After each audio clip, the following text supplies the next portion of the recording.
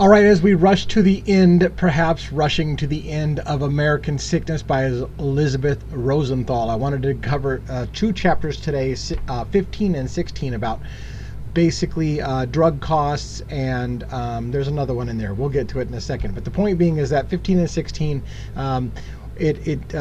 this is near the end of the book. I think there's these two chapters, maybe another two chapters, and I think we're actually done. And once again, this offers no real hope. I'm going to try to put some energy behind it, even though I'm getting very, very depressed reading all of this stuff. Because again, it's a help that's no help. She really is offering no help. After telling us how bad and how shitty the healthcare system is, at the end of the day, really, there's no help here. It just is a bunch of how things should be in a perfect world, and how things, could be changed if we had the power to do so, and we can't. One of the things that I want to point out, by the way, is that there is a real possibility that the government itself, the United States government, for example, may be actually in some way fighting against the pharmaceutical companies, which are too big. There are people who believe that the government itself, well, first of all, you can already see from the discussion that we've had so far that every single time the government tries to do something to curtail the out of control medical system in America, they just circumnavigate the laws. Every single time somebody gets the idea to fix the problem in America, the insurance companies and the medical industry, top to bottom, finds a way to get around it and make it more profitable when they were trying to shut down the ridiculous price gouging. And there's an argument, like I said, to be made that our government itself is starting to go to war with the insurance companies. Now, the part that makes, and by that I mean, it is not unfathomable to think that the government, who seems to repeatedly be trying to stop the out of control manipulations of the medical industry, they do seem to be trying to stop stuff, and it never works. And so there are those who believe that the government itself would hire somebody to take out a healthcare CEO, for example, to try to make changes, because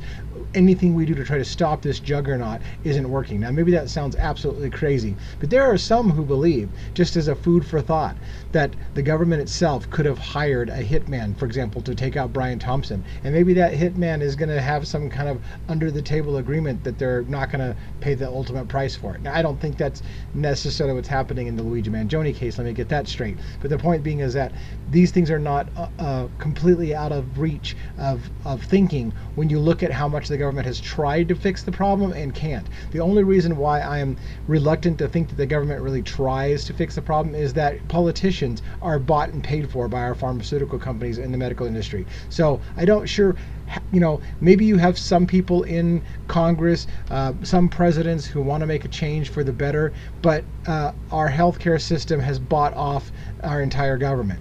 And so I'm not sure how hard they really are trying. It does seem that they're making efforts. I know I'm going really long on this, but let's just get into it now, because I want to rush through this and get this thing done as much as possible. So let's go ahead and get into page 15 and 16. Insurance costs and drug and healthcare costs. What you can do now, of course, is the exciting part, selecting a plan. Shopping for health insurance is perhaps the hardest task facing any consumer. Think about choosing among the 4 or 5 cell phone providers in your area, and imagine your life or the life of your child depends on your choice. It's much harder to predict your health needs when your cell phone use than your cell phone use for the coming year. Will someone have a heart attack, break an arm, or get cancer? Now, again, everything that's being stated in this entire book and the whole here's what you can do thing are things that we don't have control over, or are not practical. We don't have in America the ability to shop for our health insurance. Usually people get a health insurance because of the employer. That's how most Americans get their health insurance. Your employer offers health insurance. We don't get to shop for our health insurance. Now, your employer might offer 5 different plans, and as you'll see, you have to be freaking a lawyer to figure out which plan you need, and it's all a gamble. Everything in America is a gamble. You have to gamble that your family can stay healthy, that you picked the right plan, that you didn't overpay for a medical plan you didn't need because nobody got sick that year, or that you didn't underplan because somebody had a major accident you weren't expecting. It's always a gamble in America. I don't believe that healthcare should be a gamble. We shouldn't have to try and roll the dice and hope we get lucky this year. And if we overpay so that we don't get hammered with a big loss, then we're just throwing money away because we didn't have to pay all that extra money if we had known that we were going to have a good year that year. This is the sickness that is the American sickness. Hey, that's what the name of the book is, An American Sickness. One depressing fact about Affordable Care Act is that the final version had the government allocate $67 million to pay navigators to help patients choose from its offering. They are free at the point of service, but of course you're paying for them with your taxes. So again, nothing's free in this country. And when you think that your copay is oh look, your insurance is covering most of it, you just have a copay. Somebody's paying for that down the line. This is the thing. This is the shell game that they've done in America, is make you think that you're getting something for free or that you're getting something for a discount if you have good insurance. You're not. Those costs are just being pushed on somewhere else. So these navigators to help with our patient interactions with pharmaceutical companies and the medical industry, they're free to us, but they're not free because you're paying for it with your tax dollars. Nothing is free in this country. Lean on them for advice. So it's talking about these navigators. You can lean on them for advice, but they may only be marginally more informed than you. So understand your options and have a strategy for shopping policies. So I love this. I love this advice. Lean on these navigators who are getting tax dollars to help you navigate all the intricacies of these plans, but don't really trust them all that much because they might not be any more informed than you. How is this helpful? How is any part of this shit helpful? Many patients only look for premiums when they purchase health insurance. That made sense in the old days when insurance covered almost everything with little extra payment. But today, you must consider the entire dizzying package. The premium, the amount you pay each month to be insured, the deductibles, the amount you must pay out of your pocket before insurance kicks in, the co-payments and co-insurance, the patient's contribution for each medical purchase or encounter, the out-of-pocket maximum, the limit on how much you'll be expected to pay in a given year if you played by the plan's rules, the network, the collection of contracted doctors and hospitals that you must use in order to have the plan cover your care, or at least to reap the plan's full financial benefits and promises. And again, what I would say is, this is help that is not help. She basically tells you, become a fucking, pardon my French, I'm trying to drop less F-bombs. She's basically telling you, spend most of your time reading insurance policies and educating yourself to become this master, lawyer / advocate against the healthcare system. Nobody has time, nobody has energy to do that, which is why we're all getting shafted in this country, because nobody has the time for that. But that's her solution. Hey, just get better. Just get better at reading all the ways they're trying to screw you, and just advocate for yourself. That's all great and dandy. And again, the opposite is, the better solution would be for the industry not to be that way, which is just pie in the sky. She just tells us, hey, it'd be nice if the industry wasn't predatory, but it is. So get better at educating yourself. Nobody has time to do that. So again, ultimately, what the solution is in this book is there's nothing you can do about it. Premiums. For those lucky enough to have employer-sponsored healthcare, find out what percentage of your premium you're paying and just how much is being paid in total for your health care. When it's just a number deducted from your weekly paycheck, we don't feel the appropriate outrage. So what I'm supposed to do as an employer now is when my company tells me they're going to give me insurance and they're going to take out $300 a month from my paycheck, I'm supposed to say, well, how much are you kicking in and how much am I kicking in? And let's talk and let's negotiate. Let's talk to them and ask them to bring their prices down. None of that shit happens. We don't have that kind of power. And to even suggest that we do is asinine. So I don't know what she thinks we're going to accomplish by going to our employer and saying, well, how much are you guys paying for my benefits versus how much I'm paying, and let's bring this price down. That is never going to happen. It's a non-starter. I don't even know why she makes the advice that she makes. Deductibles, we're going to that next. Most health policies don't kick in anything until you've paid a certain amount out of your own pocket. So-called high deductible plans are increasingly common and may not kick in at all until you've paid out of thousands of dollars. This type of insurance, which requires lower premium payments, used to be called catastrophic coverage. That's what I used to call it. That's what I grew up calling it. Catastrophic coverage means you're not paying a whole lot every single month, but you have no coverage whatsoever. It basically just covers you if you get in a catastrophe. If you basically get in a car wreck and you're going to be in a coma, and then it might help you out because you'll go bankrupt, but at least it gives you some kind of coverage. It's just for catastrophes. You just pay as you go for regular doctor visits and tests until you require a procedure or have a serious medical need that pushes you beyond, say, your $5,000 or $10,000 deductible bar. Sorry for the yawning. It's like 2 in the morning here, and I'm hanging on by a thin thread, but I want to get this recorded. Co-payments and co-insurance. Not very long ago, co-payments were likely to be fixed and low, say $20 for an office visit or a prescription. But that's not the way it is anymore. Today, the portion of a medical bill that the patient is expected to pay varies widely and is often a percentage of the physician or pharmacy bill. The devil's in the details. Your copayment may depend on whether the care is rendered by a generalist or a specialist. For drugs, it'll depend on whether the medication is included in your plan's approved formulary, meaning the plan has contracted with the drug maker, and whether or not the insurer regards it as a basic drug to be widely dispensed or a specialty drug to be used sparingly. So again, all she's basically saying is the system is getting more and more complex for consumers to figure out, and you never know what you really are and aren't covered for until you get a bill. And again, she's just telling us how shitty the system is, but it doesn't help us at all. Not one bit of this is helpful. Pay close attention to how much a plan structures its copayments, and keep in mind what medical attention you typically need. If you visit doctors often, avoid a plan that requires percentage copayments for office appointments. If you need to have your blood checked frequently, look for ones that require no patient cost sharing for in-network lab tests. And by the way, I want to point this out again. Most Americans do not have the option to shop their insurance plans. At best, you get a choice of plans provided to you by your employer, because your employer has negotiated what company they're going to go with, and here's the plans you're going to offer. But I'll tell you this: I just got done working in the business field where I had an employer-paid insurance plan, and when I would ask questions trying to understand what it means, well, what does it mean the copay is like this for this kind of thing, and only this for this kind of thing? What does that mean? And the response of our HR department was, I'm sorry, I'm not allowed to give you medical advice. So you just got to pick a plan. Tell me which one you want. And you're like, but I don't understand the plans. I'm sorry, we can't give you any help on that. Just pick a plan. So there is no help for us. They don't want to deal with it. We can't deal with it. We don't understand what the plans are covering and what they aren't. Your HR department likely is going to tell you, sorry, I'm not allowed to give you medical advice. You just got to pick a plan. So hope you roll the dice right. The idea of a yearly out-of-pocket limit on patient payouts was a noble improvement imposed by the ACA that protects people with major illnesses from losing their homes or their entire retirement savings. In 2016, the legal maximums were $6,850 for an individual and $13,700 for a family. Some plans offered out-of-pocket maximums that were less than the legal limit. So again, at least somebody came along at some point in the government and tried to fix a problem. Guess what? They're going to just fuck you anyway. Sorry, they're just going to screw you anyways. So, but in 2016, they made an attempt to make a limit on how much maximum out-of-pocket you'd have to pay.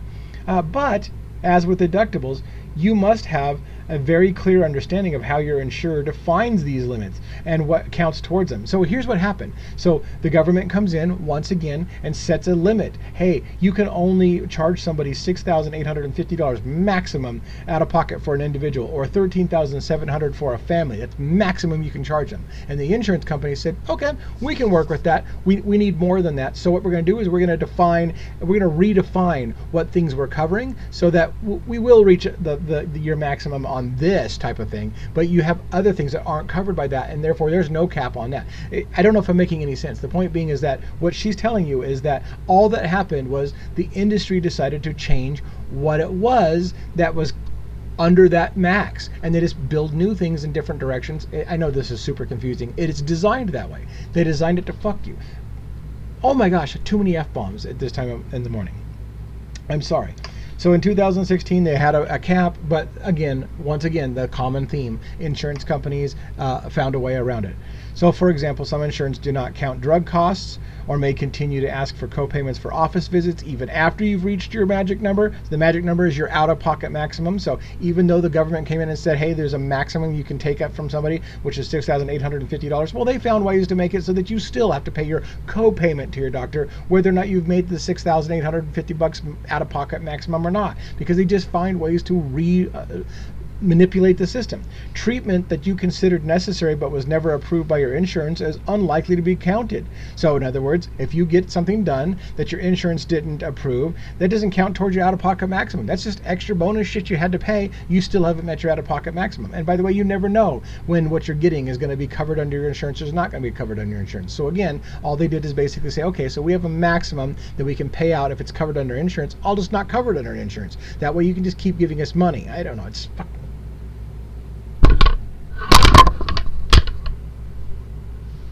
All right.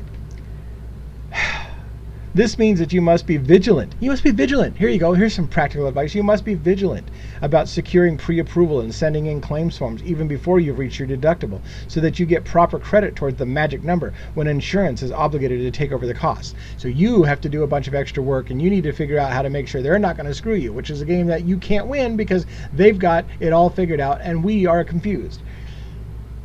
I'm not making any sense. It's early in the morning. And I'm not going to get through what I wanted to get to. I feel like I'm not going to be able to do 2 chapters because we're not through the one, and I'm long-winded. Choosing a network is perhaps the most important and the hardest part of shopping for health insurance. Choosing a network is the most hardest part. The information provided by insurers is notoriously outdated and unreliable. Okay, so they're going to give you information on how to make your plan, but it's notorious, or how to pick your plan and how to get the right network. But the information they give you is notoriously outdated. Sorry, man. We gave you some help, but it's outdated, so just go with the best. Make a choice. We're not allowed to give you any advice. Make a choice. Remember that all plans from the same insurance brand are not created equal. For example, a dermatologist considered in-network for one Aetna plan may be out-of-network for another. You may need to get very specific. Likewise, don't be hoodwinked by terms like freedom or liberty in their network names. So you pick hey, this network's called the Freedom Network or the Liberty Network. That doesn't mean that they're giving you good service or that you have... Anyways, these attempts at sales and branding do not indicate more choice or broader array of options. So you would think if I pick the Freedom plan or the Liberty plan, I'm going to have more choices. And they're saying, no, it's just a marketing tool. It's to make you think if you're stupid and it's not even if you're stupid. If you just don't have time to do all the research and check all the little minutia in it, you'll think, oh, I'll take the Freedom plan. That makes it sound like I have freedom to go where I want to go. No, it's just a marketing tool. It's designed to make you think you're getting freedom so that you pay for it. Hey, I want the Freedom plan. Fantastic. That's like our most expensive plan for you. We'll get you on the Freedom plan right away. It is often simplest to work backwards as a strategy to choose the best option. If you want to stick with your current doctor or current pediatrician, start by calling the office and asking for a list of plans in which he or she participates. So now you're supposed to call your doctor and say, hey, can you tell me all the different medical networks and plans and insurance companies you work with that you're part of and approved on? Good luck having that conversation, but that's what she wants you to do. If you or someone covered by your policy has a serious medical condition for which you need to retain a particular hospital or doctor, start there. HMO plans. And then she talks about HMOs, health management organizations. Surveys show that Americans strongly value having freedom of choice to choose any doctor. Many HMOs got a deservedly bad reputation in the 1990s when they were far more concerned with saving money than delivering quality care. But some have survived and now provide excellent care within their closed networks. So HMOs forced you to go to certain specific closed doctors with the idea that it was going to provide you better benefits for finances. It didn't work out, but now they're becoming popular again. This stuff is all beyond even comprehension. You probably don't even want to listen to this anymore. I know that it's getting harder for me to explain because I'm losing energy. I'm losing hope. Our system is screwed. That's all she tells us over and over again. Hey, our system's really screwed up and it should be different, but it's not. Here's what to look for if you're thinking about joining an HMO. Unfortunately, there are no plans that meet these standards, or there are no plans that meet these standards in some states. So in other words, here's some things she's going to tell you to look for in your HMO, but some states won't allow you to do any of these things. So let me give you some advice in which the state you live in, maybe this advice won't be good to you at all. Anyways, and so I'm not even going to go through her things about what you could do if you happen to be in the right state. This is just a effed up system. Finally, always take a special look at any nonprofit options. There are a few cooperatives still standing that were created by the Affordable Care Act and smattering of nonprofit insurers in the commercial market. Nonprofit plans are far and few between. At the moment, But the very fact that nonprofit insurers have no shareholders means that none of your money that they take goes to investors. Okay, so great. Again, I guess the other way of saying that is if you're not going to a nonprofit, your money, your payments and everything are going to shareholders to make them profits because it's a financial investment for them.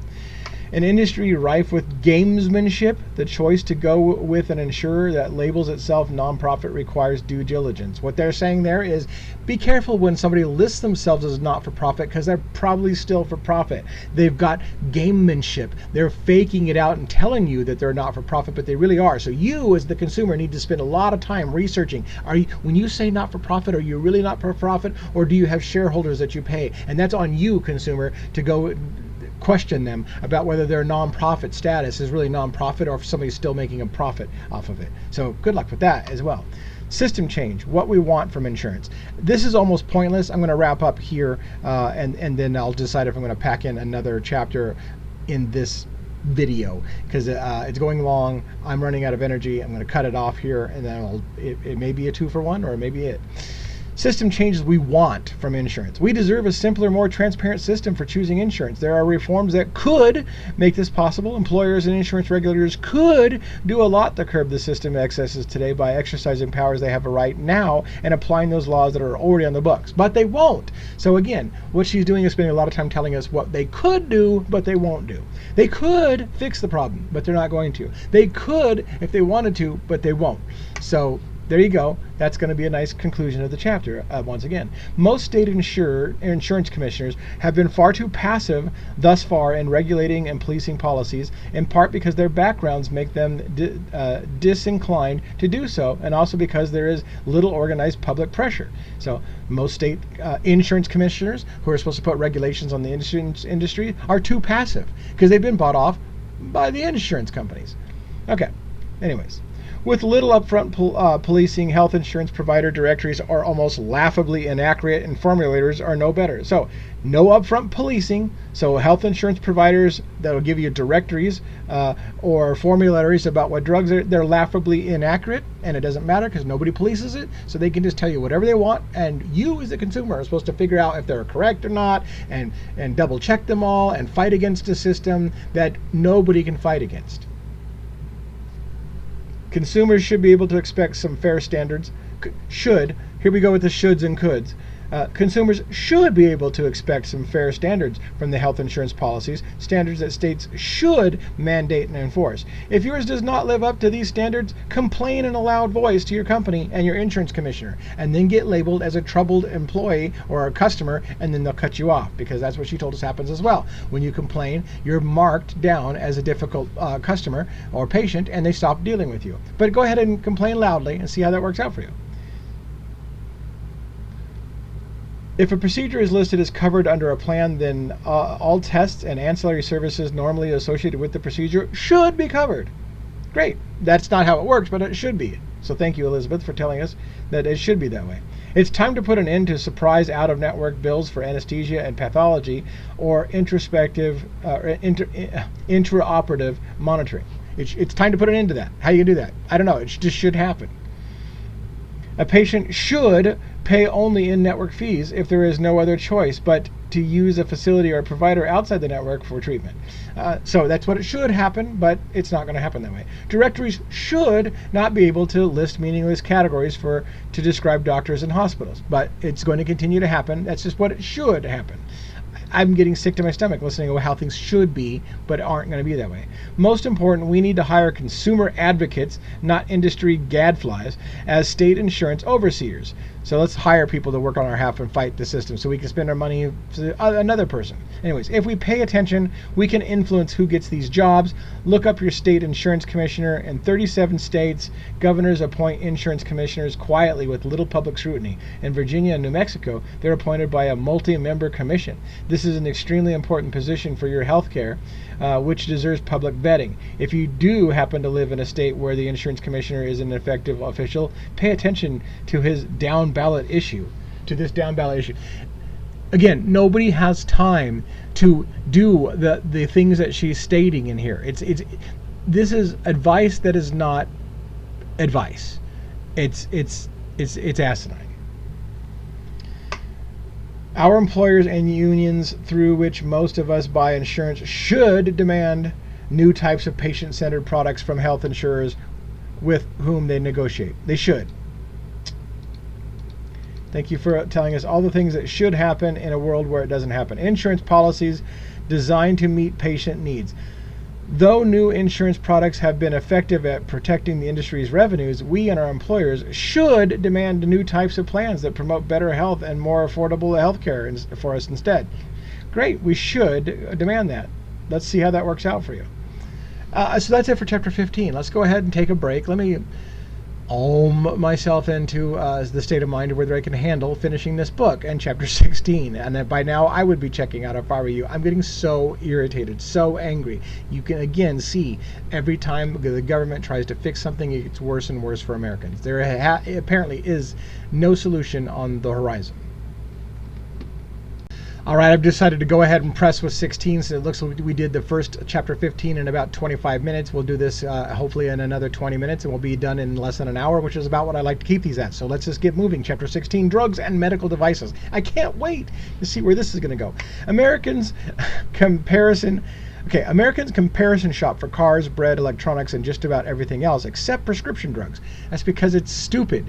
We can't shop this stuff. But okay, more than half of us regularly take prescription medications, and the contents of those pills, potions, creams are highly regulated. We should, thank you for more of that advice, be able to simply and easily buy from the cheapest vendor at the lowest personal cost. But we can't. There you go. We should be able to do this, but you can't. From month to month, the price of medicines can change along with their copays, and we don't find out until we're picking up our filled prescriptions at the pharmacy counter. How much we pay depends on our insurance plans and their formularies. So again, they change the rules and the plans and the pricing and what's covered and not covered and what the prices are going to be month to month on the fly, and you don't know until you pick up the bill. But it shouldn't be that way. It shouldn't. But it is. But it shouldn't. So that's what you can do now. Sorry, we haven't got to the part where it says what you can start doing right now. This is just a preload. In 2015, 72%, listen to this, in 2015, 72% of Americans said they considered drug costs unreasonable, and about a quarter said they have difficulty time paying for their drugs. So 72% of Americans in 2015 said it was hard for them to afford paying for drugs. And yet it doesn't get any better. It hasn't gotten any better since 2015. It's gotten worse. Surveys show that millions of Americans don't fill prescriptions because of costs. So you know what happens? We just stop taking drugs. The price is too much, so we stop taking drugs. So now we don't get the care that we're supposed to get because we can't afford it. And it seems like they don't care. The industry doesn't seem to go, hey, how come they're not paying for the prescription wear? Maybe we should lower that price. They're like, no, we can still screw enough people where we can get plenty of money. Let them just stop taking drugs.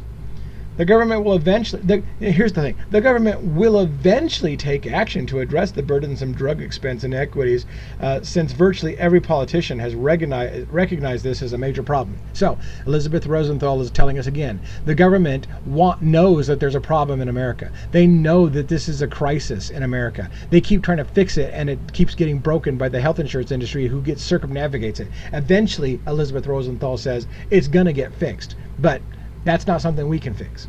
And what you can start to do right now, learn more about the contents and the costs of medications that you're taking. Oh, I should look into what's in my prescriptions and the contents of the drug so I can negotiate and fight with the pharmacies about why I'm paying so much money for this pill because of the contents aren't the same, any different than Tylenol.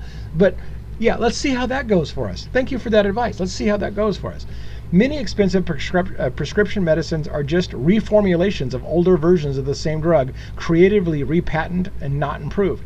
Pills that combine two medicines, extended release tablets, and creams and ointments are often available in older, less expensive forms that are equally effective. But the system's designed for you not to figure that out and not to understand it, and you're just going to pay up the ass unless you decide you want to spend all your evenings after you get done with work and feeding the family, instead of watching TV and relaxing and maybe having a drink to relax. No, you get your ass on the computer and start doing some research into insurance companies and drug billing and what's in your pill and whether or not you can find a cheaper alternative, and then start fighting with your insurance company, because that's what you want to do at the end of your day after you spent all day working to put food on the table.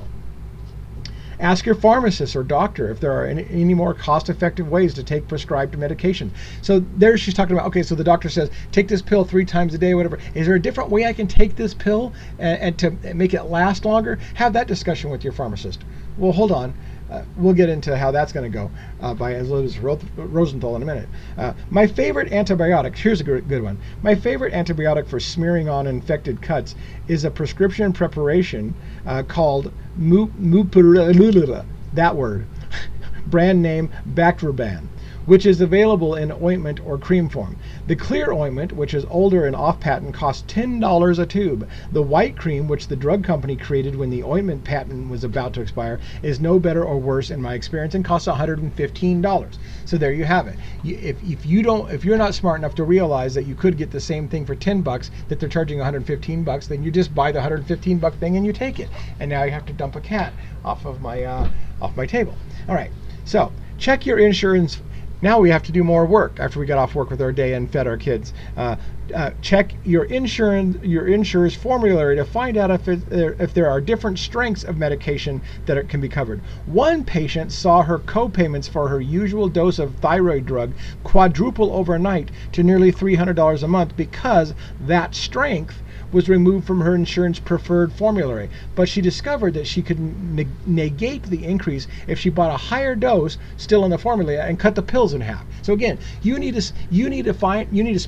hey, when you get done with the end of your day at your work and you fed your kids, get on the freaking internet and start researching if there's a way for you to figure out how they're effing you and in your prescription drug, and maybe if you could do some trick, like maybe you could buy twice as much and cut the pills in half to save yourself money. That's what you need to do with your spare time after you get done with your job and all those other things, is go figure out how you can play the game with the pharmaceutical companies and see if you can out F them, because they're trying to F you, and so you need to spend the rest of your evening figuring out how to out F them. If you can't, probably not going to work out most of the time, but go ahead and spend most of your evening doing that.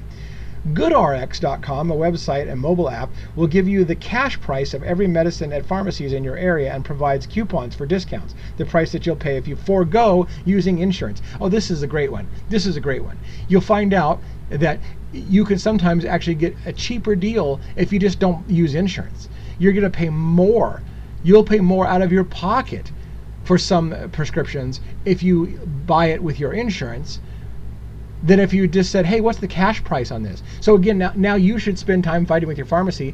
And by the way, some pharmacists will tell you that they're not going to do that, but you should ask them anyways. But they're not going to tell you you're not going to do it. Why are they going to tell you that? So I know I'm rambling, but this is. I'll just read it to you because this is the best. In some cases, the full cash price will be less than your insurance co-payment. Okay, so the cash price without insurance will be less than your insurance's co-payment, in part because many chain stores offer rock bottom cash prices on common pharmaceuticals to get shoppers in the door. If that's the case, tell the pharmacist that you want to pay cash instead. Now here's the kicker. The pharmacist may tell you, as I've been told when trying to pay cash for prescriptions, that if you have insurance, you have to use it. But that's not the case. No law, no regulation, no waiver that you sign stipulates that you cannot pay cash for a prescription. So let me make sure you understand what they're saying. The pharmacist is going to tell you, hey, can I get the cash price on that? Yeah, no, you've got insurance, you must use your insurance. And then you're supposed to know, but that's not true. I don't have to. There's no law that says I have to. Well, good luck with that, because your pharmacist is going to tell you, you can't buy this on the cash price. But I can. Nope, you can't. So who's going to win that fight? Is it going to be you? Or are they going to finally buckle and say, oh, you got me. I have to give you the cash price if you ask for the fourth time. No, they're just going to tell you, no, you can't. So, as she said, ask them, and they might tell you that they can't offer you a cash price if you've got insurance. And then she'll continue. What the pharmacy wants is the higher price and profit margin that it obtains by forcing you to buy the medicine through your insurance policy. Exercise your power as a consumer and complain, or have your prescription transferred to another pharmacy. So maybe not all pharmacists are going to tell you, sorry, if you've got insurance, you have to use your insurance. So maybe after you're done feeding your kids and working all day long, you can call around to pharmacies, which by the way will be closed because you just got done with your work day and you fed your kids and all the pharmacies are closed. But maybe if you have time to call them, you can find a pharmacy that will give you a cash price. Hey, do you guys offer cash prices if I don't have insurance? No? Okay, I'll call the next person. Hey, do you guys offer cash prices? No? Oh, you all want to make extra money for insurance? Okay, well, if you get lucky, maybe you'll find one. If you need to take the drug if you need to take a drug but really can't afford it, you may want to consider buying it from a source outside of the United States. I love this one. The cost is likely to be 1/3 to 1/2 the U.S. price. Experts estimate that each year 5 million people order medicines abroad, though the real number is almost certainly greater because many people are reluctant to admit doing something that's technically against the law. It's illegal to do it. Thank you, Elizabeth Rosenthal, for telling us what you really should do is do something that's illegal. That's what you really should do. You should do something that's illegal. And she'll point out in the chapter that the government in the U.S., while it's illegal, will look the other way most of the time because they know that there's no other option for you. That you're getting screwed by the pharmaceutical companies, but they can't stop. They can't stop the pharmaceutical companies. So it's illegal for you to do but they'll just look the other way most of the time. Most of the time. So roll the dice and see if you can do something illegal and get away with it. And by the way, whether you're going to get away with it or not is going to be based on whether an insurance company realizes you're doing something illegal and is going to go and insist that the government prosecute you for doing something illegal. They might look the other way until the pharmaceutical company finds out you're screwing them. I've heard from a number of physicians who do so for themselves. She's saying physicians. This doctor who wrote this book is saying she knows other physicians that'll illegally get their prescription drugs from other countries than the United States. A few years ago, the manufacturers recommended wholesale prices of Advair, a popular asthma inhaler, at $250 in the US, but at $45 in Paris. The money that you save pays for your airfare to Europe, as one young man used his strategy pointed out to me. So in other words, here's what you guys should do. You can get cheaper prices anywhere in the world other than the US. And the cost that you'll save by buying it from another country, you might as well just buy a plane ticket and fly over there and buy some of it. Because it's cheaper to fly to another country and buy their prescriptions than it is to buy it in the U.S. How disgusting is that statement? You may even find that your medication is sold over the counter in other countries. Oh, I need to go to a prescription pharmacy and have a prescription written for me, but I could just buy that over the counter somewhere else. Anyways, rely on overseas mail order pharmacies to order long-term medicines whose efficacy can be clearly measured. So again, illegal to do so, but go ahead and do it. Companies like pharmacychecker.com will help you ensure that your medicines that you're ordering are not fakes. So they'll help you. So go to other places like mail order places and then use pharmacychecker.com, who will help you make sure that you're not getting fakes. Because we can't buy it where you're supposed to buy it from places where you know it's not fake. Now we got to roll the dice and hope that when we buy something somewhere illegally outside the country that we have a fact checker to see if maybe it's not a fake. So there you go. Importing drugs for personal use is technically illegal. That's what here we go again. By the way, importing drugs for personal use is technically illegal, but intercepting small packages of medicine is impossible from a practical standpoint. And the U.S. government has for a long time intentionally turned a blind eye to the practice so long as the supply is for 3 months or less. So, I love this. Smuggle your drugs in small amounts of small little packages. Why does it sound like we're drug dealers? It sounds like we're running marijuana. It sounds like we're running Oxycontin, under the table. Make your packages small and slide them under the postal service, under the nose of the postal service. But if you do it just right and you disguise the smell and the odor, you can get it through. That's basically what she's telling us to do here. Importing drugs is illegal, but intercepting little small packages of medicines is nearly impossible, and the government's mostly going to turn a blind eye. So smuggle that shit in small packages, and you'll probably be okay. That's amazing advice. The healthcare industry spends $15 billion a year on advertising, about the same as the auto manufacturers. These are not public service ads. Their purpose is to get you to spend money. Now listen to this. In the 1990s, when the United States became one of only two countries to allow television drug advertising, regulators attempted to balance promotions with a dose of reality by requiring their manufacturers to list all the side effects and adverse reactions. That's when you hear at the end of a commercial, warning, it may cause you to die, it may cause you to suicide, it may cause you to kill your kids, it may cause you to kill your neighbor, blah, blah. That run-on sentence is we'll make them tell you what the side effects are, or what the risks are. So they just run it together with somebody who talks even faster than me, if that's even possible. Manufacturers bury important information in these lists by including common minor annoyances alongside serious and exceeding rare reactions. In other words, when they put that big blurb of things on the screen, so you technically knew what you were looking for, they'll put a bunch of stuff up there that's like non-important, like, oh, it may cause a headache, it may cause a mild irritation or a rash. You kind of look on a few things and you're like, it doesn't sound so bad, but they bury in that huge paragraph, may kill your cousin, may murder your firstborn, whatever the case may be. It might take away your birthday, whatever the case may be. That's going to be like slipped in there amongst all the other. Might make you have a small amount of headache or fatigue. No big deal. The FDA doesn't require the manufacturer ads to compare a drug's efficacy with that of other drugs or treatments, prescription, over the counter, or to list a price. So, in other words, they don't have to tell you, by the way, that what they're making you pay for as a pharmaceutical drug is no better than Tylenol. They don't have to tell you that.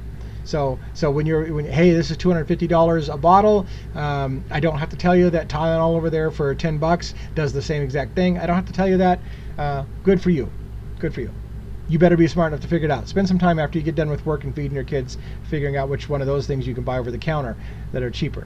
If you are tempted to buy a product in which your advertisement performs a bit of due diligence, or do a bit of due diligence before asking your doctor if it's right for you. Sorry, I slaughtered the paragraph. I'm so angry. I'm so tired. It's 2 a.m. I'm going to wrap this shit up. I'm going to put a bow on it, and I'm going to send it off into the frickin' ether at the end of the night. But the point being is that ask your doctor. I love drug commercials in America are laughable. They'll have a drug name. They won't even really tell you what it does. Ask your doctor if this is right for you. I'm like, I don't even fucking know what the problem that's treating is. I better go call my doctor. Hey, I heard there's a new thing. It's a new thing called, in my bottom. Can I take in my bottom? Is it right for me? The U.S. system for approving, distributing, regulating, and especially pricing prescription drugs is different from that of any other developed country. The U.S. system for approving, distributing, regulating, and pricing prescription drugs is different than any other developed country. Doctors abroad are dumbstruck when they hear the prices that we pay for pharmaceuticals, and the sense of disbelief is just as palpable on our own shores. A high-level U.S. government official called me to complain about the exorbitant prices charged for some of the children's vaccines the government distributes for free. So, everyone in the world looks at our prices of drugs and goes, what the hell are you guys doing? Even our own doctors are like, what the hell are we doing? Guess who can't stop it? We can't. Our government can't stop it. Our people can't stop it. But Elizabeth Rosenthal will tell us at the end of this chapter, here's what it should be. Here's what what could happen if everybody played right. Here's what it should look like. For years, we have witnessed the occasional high-profile hand-wringing about drug prices performed by lawmakers on both sides of the aisle. True to form, no action follows. In other words, Republicans and Democrats want to fix, that's her argument, Republicans and Democrats want to fix the healthcare problem, but it never happens. No action follows. The idea of officially allowing the importation of drugs by pharmacies or individuals has long been supported by lawmakers in both parties. It has been stymied by the pharmaceutical industry and its congressional proxies. So, both Republicans and Democrats want to be able to have drugs imported from other countries where they're a lot cheaper, and the pharmaceutical industry says no, and they stop it. So the government wants to do one thing, pharmaceutical company has bought off everything and says no, and that's what we stick with. There's a paragraph here about the late Senator Edward Kennedy. I was going to skip it. I think maybe I will because I'll read it because it was actually interesting. That's why I highlighted it. The late Senator Edward Kennedy championed the cause, but the only legislation he could pass before his death was an agreement that the FDA would not prosecute individuals who ordered drugs for personal use for less than 90 days. So again, it's technically now illegal to order from foreign countries. For a while, Kennedy championed a thing that would basically make it so that the government wouldn't prosecute people if they went ahead and did order drugs from other countries. During 2008 presidential campaign, the then Senator Barack Obama promised to allow Americans to buy their medications from other developed countries if the drugs are safe and the prices are lower. So again, there's been senators, congressmen who are trying to make it so that people don't get prosecuted when they go outside the pharmaceutical wheelhouse of America. And then what happens is the pharmaceutical company fights back and makes people enforce people going to jail or whatever, or prosecuting people for doing. You can't win this battle. I'm not making any sense. I'm not making any sense. You can't win this battle. In 2014 and 2015, Republican Senator John McCain and Democratic Senator Amy Klobuchar co-sponsored a bill to allow drug importation, making it one of the few issues at least some members of both parties can agree on, and it went nowhere. So you had bipartisan approval. Hey, let's let Americans buy drugs from overseas, and it went nowhere. As more Americans are becoming comfortable with the practice of sourcing drugs from overseas, or perhaps because of it, the pharmaceutical industry is redoubling its efforts to stop importation at both national and state levels. So Americans are going and breaking the law and illegally buying drugs somewhere else, and the pharmaceutical companies are redoubling their efforts to stop the importation of drugs because they want a corner on the market, and they'll try to send your ass to jail. So the government's like, hey, we're just going to turn a blind eye to this. We're going to let people buy things overseas. And the pharmaceutical companies come in and said, no, the hell you aren't. You're going to put people in jail because we pay your salaries, bitches. And so if we want people in jail, you're going to put people in jail. I'm summarizing. The FDA should reform the patent process and revamp drug device approval. Yeah, this should. The lure of easy patents and big profits has induced drug makers and device manufacturers to invest heavily in research and development to tease out new cures. For better or for worse, this is how we reward innovation. And there's a bunch of stuff I passed on. We should negotiate prices. National price negotiations are an extremely effective tool in setting and curbing prices of drugs and devices, which is why the strategy is used by every other developed country. In the United States, the VA and the Medicaid program bargain for considerable discounts or rebates across the country. But Medicare, the largest U.S. health program, which covers a wide swath of Americans, is legally forbidden from doing so. So Elizabeth Rosenthal will tell us we should negotiate prices nationwide, but the pharmaceutical company has made it so that it is legally forbidden from doing so. In 2006, when prescription drug coverage was added to Medicare, drug makers got the prohibition written into the legislation by claiming that the government's huge negotiating power would whittle down their profits and thus end groundbreaking research. The pharmaceutical companies' predatory pricing of essential drugs and corporate relocation overseas to avoid U.S. taxes have betrayed our trust. This is amazing. I don't know if you caught that. Pharmaceutical companies will tell us that we can't buy drugs from out of the country, and they will write in laws to make it illegal for us to buy drugs outside of the country. And then those same pharmaceutical companies will put their corporate headquarters overseas to avoid paying U.S. taxes. So we aren't allowed as Americans to buy our drugs from overseas, but they'll put their company outside of the U.S. umbrella so they don't pay U.S. taxes. And why more people aren't? Never mind. I don't want to say what I was going to say because I'll probably get shut down. Unfortunately, the medical profession often allies itself with the pharmaceutical industry. Instead of publicly shaming pharmaceutical firms for their price tags on MS drugs, the American Academy of Neurology and National Multiple Sclerosis Society have been standoffish because they all have pharmaceutical dollars flowing in. So the medical industry is not going to stop the pharmaceutical company. They are in bed together. You can help in this behavior. Medical charities, hospitals, and professional societies rely on donations from foundations and their members from you, in other words, make them earn your support. If you're asked to send money to participate in a disease walk or $1 at your pharmacy checkout counter to help the foundation combat a particular disease, find out about the group's finances before you agree. So there you go. Well, when you get done with your work and feeding your kids and you're picking up your prescriptions at the pharmacy, start doing some research on the internet to find out if that $1 donation is really going to help kids or whether it's just going to support their financial big picture. Let's ask all medical organizations to take a pledge. Don't allow industries to underwrite events, dinners, conferences, or pay for access to members. Most important, no one in a leadership position should be taking industry money. It may take some time, but they must wean themselves off the lucrative cash flow to maintain our trust in their scientific independence. So, Elizabeth Rosenthal wants to end this beautiful chapter by telling us that people shouldn't be in it for the money. So basically ask them to stop being in it for the money. And I'm sure people will just go ahead and do the right thing instead of being in it for the money. Thank you very much. You've been a great help.